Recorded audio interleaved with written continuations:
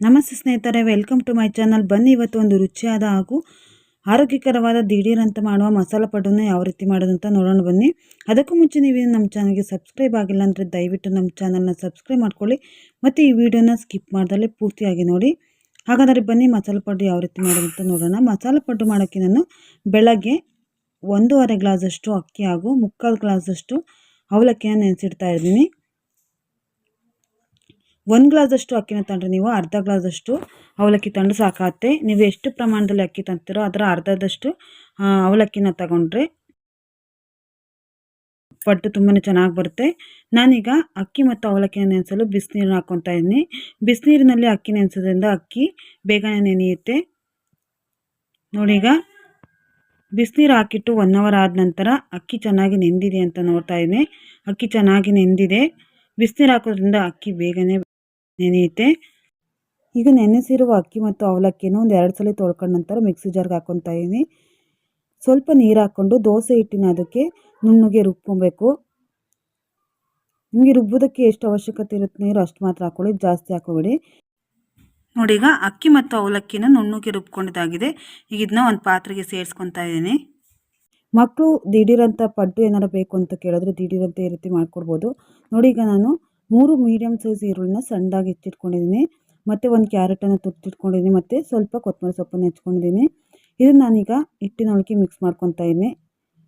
ಸಣ್ಣದಾಗಿ ಹೆಚ್ಚಿರುವ ಈರುಳ್ಳಿ, ಕ್ಯಾರೆಟ್ ತುರಿ ಹಾಗೂ ಕೊತ್ತಂಬರಿ ಸೊಪ್ಪನ್ನು ಹಿಟ್ಟಿಗೆ ಮಿಕ್ಸ್ ಮಾಡ್ಕೊತಾ ಇದ್ದೀನಿ. ನೀವು ಬೆಳಗ್ಗೆನೇ ಅಕ್ಕಿನ ನೆನೆಸಿ ಆವಾಗಲೇ ರುಬ್ಬಿ ತಕ್ಷಣಕ್ಕೆ ದಿಢೀರಂತ ಈ ಮಸಾಲ ಪಡ್ಡನ್ನ ಮಾಡ್ಕೊಬೋದು. ತುಂಬಾ ಗರಿ ಗರಿಯಾಗಿ ಬರುತ್ತೆ. ನನಗೆ ಇದಕ್ಕೆ ಒಗ್ಗರಣೆ ಕೊಡೋಣ ಅಂತ ಒಂದು 2 ಸ್ಪೂನಷ್ಟು ಎಣ್ಣೆ ಹಾಕ್ಕೊಂಡು ಒಂದು ಅರ್ಧ ಸ್ಪೂನಷ್ಟು ಸಾಸಿವೆ ಹಾಕಿದ ನಂತರ ಸಾಸಿವೆ ಚಟಪಟ ಅಂತ ಸಿಡಿಬೇಕಾದ್ರೆ ಒಂದು 1.5 ಸ್ಪೂನಷ್ಟು ಕಡಲೆಬೇಳೆನ ಹಾಕ್ಕೊತಾ ಇದ್ದೀನಿ.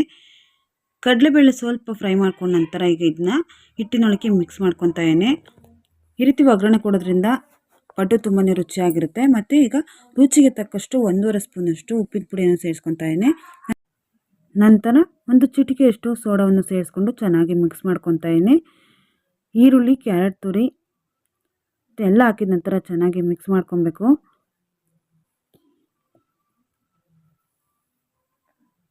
ನೋಡಿ, ಈಗ ಚೆನ್ನಾಗಿ ಮಿಕ್ಸ್ ಮಾಡ್ಕೊಂಡ ನಂತರ ಈಗ 4 ಹಸಿರುಮೆಣಸಿನ್ಕಾಯಿನ ಸಣ್ಣದಾಗಿ ಹೆಚ್ಕೊಂಡು ಸೇರಿಸ್ಕೊತಾ ಇದ್ದೀನಿ. ನಾನು ಆವಾಗಲೇ ಹಸಿರುಮೆಣಸಿನ್ಕಾಯಿ ಸೇರಿಸ್ಬೇಕಾಯಿತು, ಮರ್ತಿದ್ದೆ. ಎಲ್ಲ ಮಿಕ್ಸ್ ಮಾಡಿದ ನಂತರ ಕೊನೆಯಲ್ಲಿ ಹಸಿರುಮೆಣಸಿನ್ಕಾಯಿನ ಸೇರಿಸ್ಕೊತಾ ಇದ್ದೀನಿ. ನಿಮಗೆ ಖಾರಕ್ಕೆ ಅನುಗುಣವಾಗಿ ಹಸಿರುಮೆಣಸಿನ್ಕಾಯಿ ಸ್ವಲ್ಪ ಜಾಸ್ತಿ ಅಥವಾ ಕಡಿಮೆ ಮಾಡ್ಕೊಬೋದು. ಹಿಟ್ಟು ಸ್ವಲ್ಪ ಗಟ್ಟಿ ಆಯಿತು ಅನಿಸಿದ್ರೆ ಸ್ವಲ್ಪ ನೀರನ್ನು ಸೇರಿಸ್ಕೊಂಡು ಚೆನ್ನಾಗಿ ಮಿಕ್ಸ್ ಮಾಡ್ಕೊಳ್ಳಿ. ನೋಡೀಗ ನಾನು ಸ್ಟವ್ ಮೇಲೆ ಪಡ್ಡು ಹೆಂಚಿಟ್ಕೊಂಡು ಸ್ವಲ್ಪ ಬಿಸಿಯಾದ ನಂತರ ಒಂದು ಅರ್ಧ ಸ್ಪೂನಷ್ಟು ಪಡ್ಡಿನ ಬಟ್ಟಲಿಕ್ಕೆ ಎಣ್ಣೆ ಹಾಕ್ಕೊತಾ ಇದ್ದೀನಿ. ಮೊದಲನೇ ಸಲ ಮಾತ್ರ ನೀವು ಅರ್ಧ ಸ್ಪೂನಷ್ಟು ಎಣ್ಣೆ ಹಾಕ್ಕೊಂಡ್ರೆ ಸಾಕು. ನಂತರ ನೀವು ಎಣ್ಣೆ ಸ್ವಲ್ಪ ಸವರ್ಕೊಂಡು ಸಾಕಾಗುತ್ತೆ. ನೋಡಿ, ಈಗ ಸ್ವಲ್ಪ ಎಣ್ಣೆ ಬಿಸಿ ಆಗ್ತಿದ್ದಂಗೆ ಸ್ಟವ್ನ ಮೀಡಿಯಮ್ ಫ್ಲೇಮ್ನಲ್ಲಿ ಇಟ್ಕೊಂಡು ಪಡ್ಡಿನ ಬಟ್ಟಲೊಳಗೆ ಹಿಟ್ಟು ಹಾಕ್ಕೊತಾ ಇದ್ದೀನಿ. ಸ್ಟವ್ನ ಮೀಡಿಯಮ್ ಫ್ಲೇಮ್ನಲ್ಲಿ ಇಟ್ಕೊಂಡು ಬೇಯಿಸ್ಕೊಳ್ಳೋದ್ರಿಂದ ಪಡ್ಡು ಒಂದು 4ರಿಂದ 5 ನಿಮಿಷದೊಳಗಿಲ್ಲ ನಿಮಗೆ ಒಂದ್ಸರಿ ಪಡ್ಡು ರೆಡಿ ಆಗುತ್ತೆ. ಸ್ಟವ್ನ ಲೋ ಫ್ಲೇಮ್ನಲ್ಲಿ ಇಟ್ಕೊಂಡ್ರೆ ಪಡ್ಡು ಬೇಯೋದು ಲೇಟ್ ಆಗುತ್ತೆ. ಒಂದು 7ರಿಂದ 8 ನಿಮಿಷ ಬೇಕಾಗುತ್ತೆ. ಅದನ್ನೇ ಮೀಡಿಯಮ್ ಫ್ಲೇಮ್ನಲ್ಲಿ ಇಟ್ಕೊಂಡು ಬೇಗ ಹಿಟ್ಟು ಹಾಕ್ಕೊಂಡು ಬೇಯಿಸ್ಕೊಳ್ಳೋದ್ರಿಂದ ಬೇಗನೆ ಪಡ್ಡು ರೆಡಿ ಆಗೋಗುತ್ತೆ.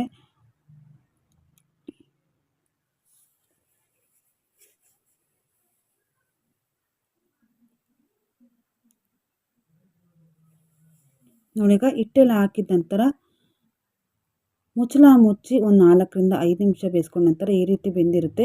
ಈಗ ಸ್ಪೂನಿಂದ 2 ಸೈಡು ಚೆನ್ನಾಗಿ ಬೇಯಿಸ್ಕೊಬೇಕು. ಇನ್ನೊಂದು ಸೈಡು ತಿರುಗಿಸಿದ ನಂತರ ಒಂದು 2 ನಿಮಿಷ ಮತ್ತೆ ನೀವು ಬೇಯಿಸ್ಕೊಂಡ್ರೆ ಸಾಕಾಗುತ್ತೆ. ಈಗ 2 ನಿಮಿಷ ಆದ ನಂತರ ನಾನು ಪಡ್ಡು ಬೆಂದಿದೆ ಅಂತ ನೋಡ್ತಾ ಇದ್ದೀನಿ ಸ್ಪೂನಿಂದ. ಪಡ್ಡು ತುಂಬಾ ಚೆನ್ನಾಗಿ ಬೆಂದಿದೆ. ನೀವು ಸ್ಪೂನಿಂದ ಈ ರೀತಿ ಮುಟ್ಟು ನೋಡಿದ್ರೆ ನಿಮಗೆ ಗೊತ್ತಾಗುತ್ತೆ ಪಡ್ಡು ಬೆಂದಿದೆಯೋ ಇಲ್ವೋ ಅಂತ. ಇಲ್ಲಾಂದರೆ ನೀವು ಇನ್ನೊಂದು 2 ನಿಮಿಷ ಮತ್ತೆ ಬೇಯಿಸ್ಕೊಬೋದು. ಇಲ್ಲಾಂದರೆ ಪಡ್ಡು ಬೆಂದಿದ್ರೆ ನೀವು ಒಂದು ಪಾತ್ರೆಗೆ ಹಾಕ್ಕೊಬೋದು. ಈಗ ಒಂದ್ಸಲಿ ಪಡ್ಡು ಬೇಯಿಸ್ಕೊಂಡಿದ್ದಾಗಿದೆ. ಇದೇ ರೀತಿ ಎಲ್ಲ ಹಿಟ್ಟನ್ನು ಹಾಕ್ಕೊಂಡು ಪಡ್ಡನ್ನ ಬೇಯಿಸ್ಕೊಬೋದು. ನೋಡಿ, ಈಗ ಪಡ್ಡು ರೆಡಿಯಾಗಿದೆ. 1.5 ಗ್ಲಾಸಷ್ಟು ಅಕ್ಕಿ ಮತ್ತು 3/4 ಗ್ಲಾಸಷ್ಟು ಅವಲಕ್ಕಿಯಿಂದ ಎಷ್ಟೊಂದು ಪಡ್ಡು ರೆಡಿಯಾಗಿದೆ ನೋಡಿ. ದಿಢೀರಂತ ನೀವು ಈ ರೀತಿ ಪಡ್ಡನ್ನ ರೆಡಿ ಮಾಡ್ಕೊಬೋದು. ಮಕ್ಕಳು ಏನಾದರೂ ಪಡ್ಡು ಬೇಕು ಅಂತ ಹಠ ಮಾಡಿದ್ರೆ ಈ ರೀತಿ ನೀವು ಅಕ್ಕಿನ ನೆನೆಸಿ ಆಗಲಿ ತಕ್ಷಣಕ್ಕೆ ಪಡ್ಡು ಮಾಡಿಕೊಡಿ. ತುಂಬಾ ಇಷ್ಟಪಟ್ಟು ತಿಂತಾರೆ ಮತ್ತು ತುಂಬಾ ರುಚಿಯಾಗಿರುತ್ತೆ, ಗರಿ ಗರಿಯಾಗಿ ಕೂಡ ಬರುತ್ತೆ. ಸ್ನೇಹಿತರೆ, ಈ ರೀತಿ ನೀವು ಕೂಡ ಮನೆಯಲ್ಲಿ ಮಾಡಿ ನೋಡಿ ಯಾವ ರೀತಿ ಬಂದಿದೆ ಅಂತ ಕಮೆಂಟ್ ಬಾಕ್ಸಲ್ಲಿ ತಿಳಿಸಿ. ಸ್ನೇಹಿತರೆ, ಈ ವಿಡಿಯೋ ಇಷ್ಟ ಆದರೆ ಪ್ಲೀಸ್ ನಮ್ಮ ಚಾನಲ್ಗೆ ಲೈಕ್ ಮಾಡಿ, ಈ ವಿಡಿಯೋನ ನಿಮ್ಮ ಫ್ರೆಂಡ್ಸ್ಗೆ ಫ್ಯಾಮಿಲಿ ಮೆಂಬರ್ಸ್ಗೆ ಶೇರ್ ಮಾಡಿ ಹಾಗೂ ನಮ್ಮ ಚಾನಲ್ನ ಮರೆಯದೆ ಸಬ್ಸ್ಕ್ರೈಬ್ ಮಾಡಿ. ಮತ್ತೆ ಮುಂದಿನ ವಿಡಿಯೋದಲ್ಲಿ ಭೇಟಿಯಾಗೋಣ. ನಮಸ್ಕಾರ.